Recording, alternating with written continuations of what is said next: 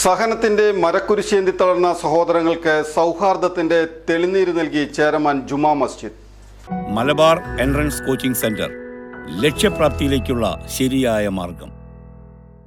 ദുഃഖവെള്ളിയാഴ്ച ദിനത്തിൽ പരിഹാര സ്ലീവാപാതയിൽ പങ്കെടുത്ത ക്രൈസ്തവ വിശ്വാസികൾക്കായി കുടിവെള്ളമൊരുക്കിയ ഇന്ത്യയിലെ ആദ്യത്തെ മുസ്ലിം ദേവാലയമായ ചേരമാൻ ജുമാ മസ്ജിദിന്റെ പൂമുഖം വാക്കുകൾക്കപ്പുറമുള്ള സാഹോദര്യത്തിന്റെ ചിത്രമായി മാറി.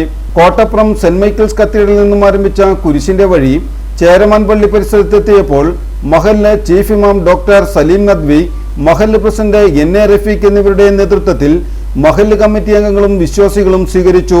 പരിഹാര സ്ലീവാപാതയിൽ പങ്കെടുത്തവർക്കെല്ലാം മഹല്ല് കമ്മിറ്റി കുപ്പിവെള്ളം വിതരണം ചെയ്തു. Mudrees Hisham Adni, joint secretary AA Naushad, treasurer Haider Ali, committee അംഗങ്ങളായ MA Sineer, KB Ajeeb, KK Navas, MK Hussain, administrator VS Sunais, നഗരസഭാ കൗൺസിലർ MK സഗീർ എന്നിവർ പങ്കെടുത്തു.